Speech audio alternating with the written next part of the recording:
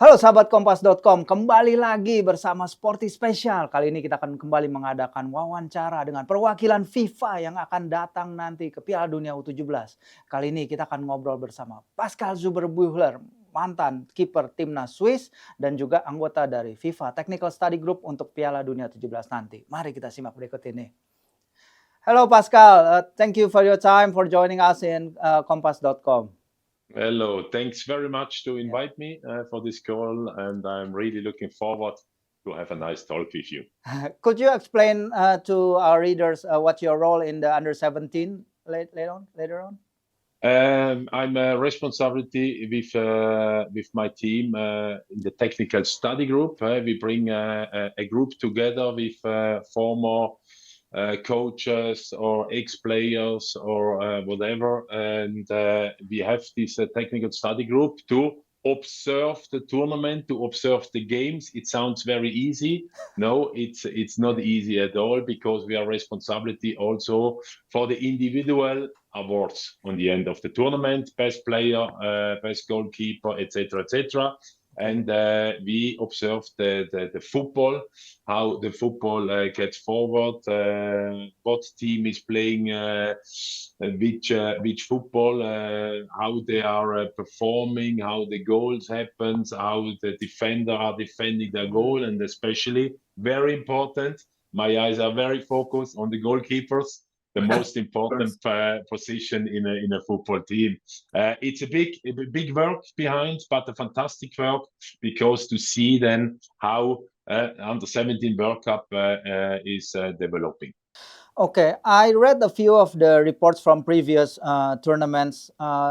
Considering this year, what do you expect from a tactical point of view? What will this under 17 World Cup will bring from a certain tactical point of view, Pascal? Yeah, as we know all, the world is moving, the world is going forward, and the football is also moving, and the football is also changing. You see a massive change since 4 or 5 years ago already, how the football get developed massively, and I'm really looking very much forward, because this under 17 is an age where today the under 17 player is already or in the big clubs already in the first team getting involved. When I started to make my career in the 90s, that was not possible. Under 17, you are still a little boy, but today in the modern football world, it's unbelievable to see how the under 17 players are already mental and tactical wise already fantastic getting trained.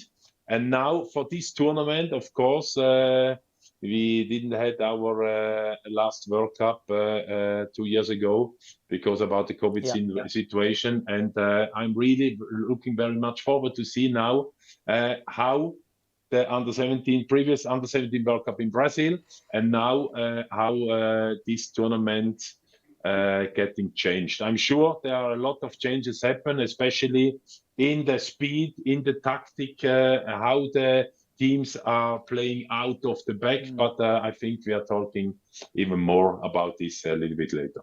Okay, how does the TSG observe a player? I mean, there is a line between the top players and just the good players. How could you identify those differences between players? Yes, with our high performance team, how we are working now, it's fantastic. We have our own football performance analyst and inside team with data.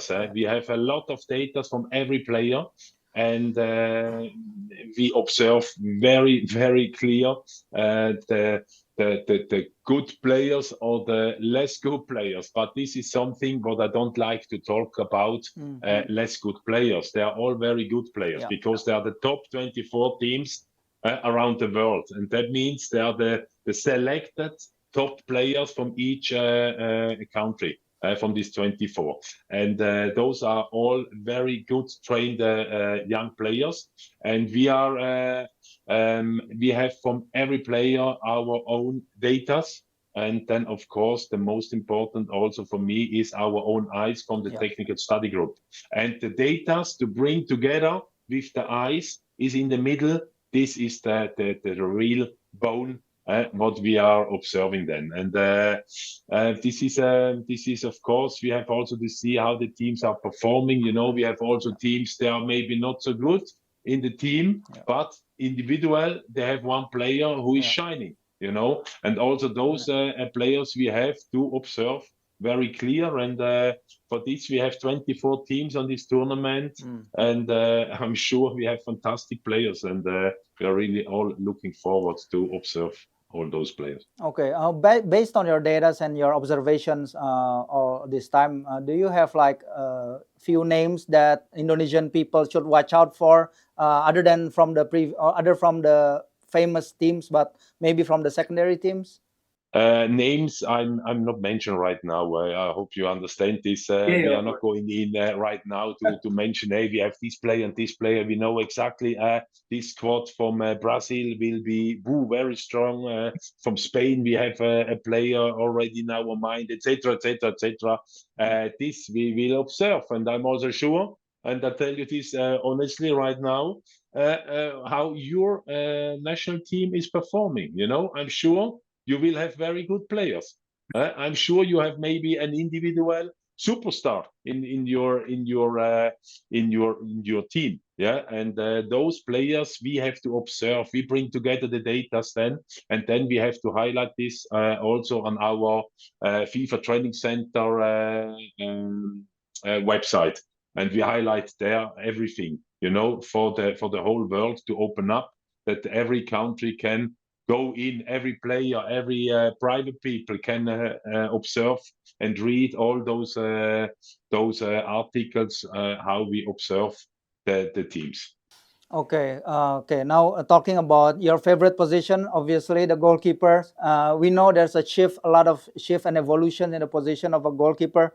What do you think about the burden of expectations for goalkeepers in the modern game now compared to your playing days? Goalkeeper, it's not because I'm a former goalkeeper, but the goalkeeper position changed massively. One point didn't change.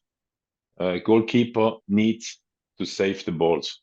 That was when football gets started, and is still today. The most important topic is a goalkeeper needs to save the ball, and also to save the team sometimes, and also to win games.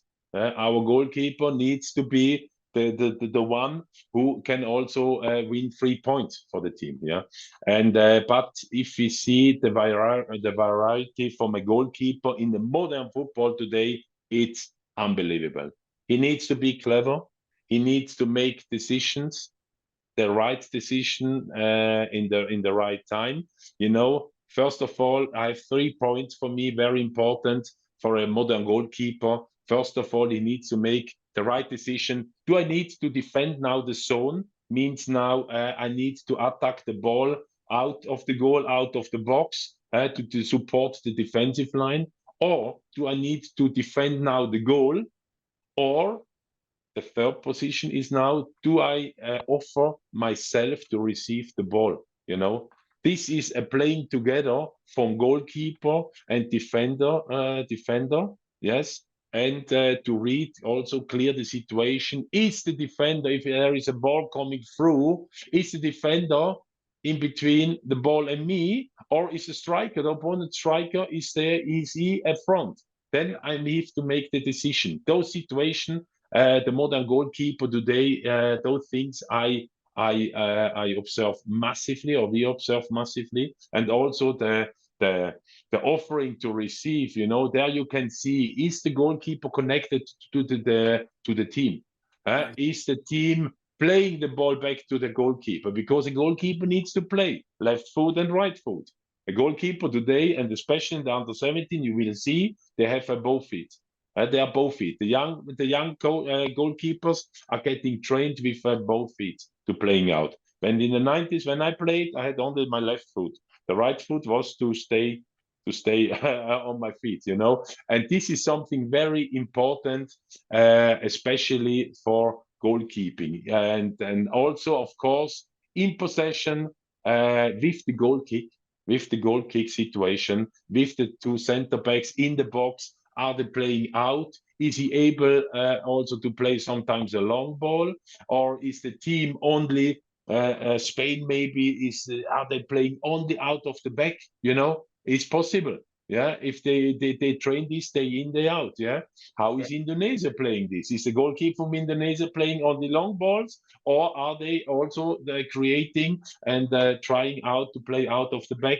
And those things are for me so important and crucial to observe, but of course also saving the balls. The goalkeeper is a goalkeeper, and he needs to save also the balls with big saves. Okay, sure. That's a great insight from you. Well, also you work as a coach in the Philippines. Can you tell us more about your time in the Philippines, and how do you see football development in Southeast Asia, Pascal?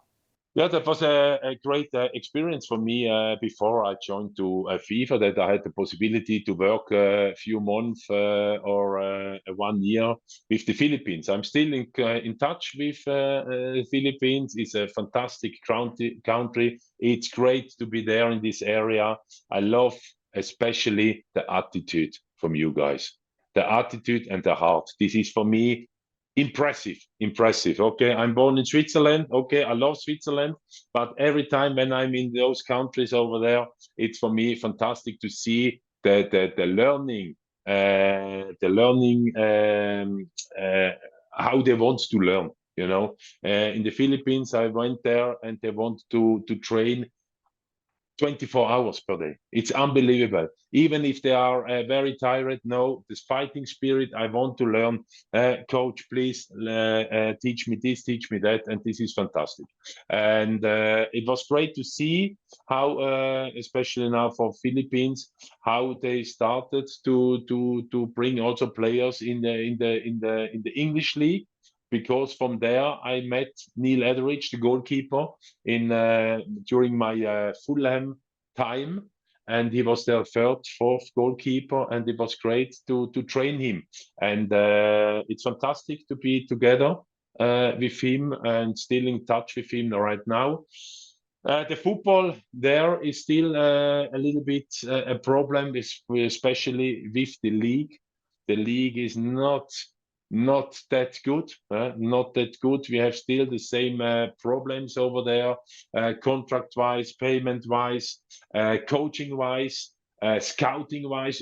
Get is there a good scouting system in the clubs in the Philippine league or in your country? Because we want, and this is a big program now in the FIFA, we want to give every talent the chance to get developed. Okay, this is a huge program since Arsene Wenger works here now since 2 years. We have now this massive program here in the FIFA also. We want that in Indonesia, that scouting are watching and collecting the right players, young players who have a talent, and then to train them, and then they are in a league, they can play games, they can play tournaments, and this is so important to make these steps, and that's why this under-17 World Cup is great for Indonesia, because it's the first World Cup for Indonesia, and to show that they are playing also good football, and that's why this is a great possibility for me to be in those countries, and that's why I'm really looking forward to be in Indonesia for the under-17 World Cup. And in 2025 also we're starting with annually making the under-17 World Cup, and that's why this is from our president. We want to make this happen, that the under-17 World Cup goes every year. Okay, but could you describe like the competition at youth level? Is the under-17 more open, or a little bit the strength of the teams like focus on the big countries? It's clear the big countries, as we mentioned already, Brazil, Spain, Germany, Japan, France, etc., England, of course, also. But we have many teams. If I see the 24 teams, it's of course there is also possible that there are some surprises happen, because the football around the world is starting to get developed in the right direction. But still, on the end, I would say quarterfinal, semi-final, final. There you see the top teams have the last kick attitude, how to win games, how to win tournaments. Okay, but still, I see there is a possibility for. I would say teams with not the strongest name in the squad, they can make a surprise, of course. Okay, and how hard it is for a debutant and the first-time host as Indonesia? Do they got a chance to shine in the World Cup? Do you think? Of course, they have a chance.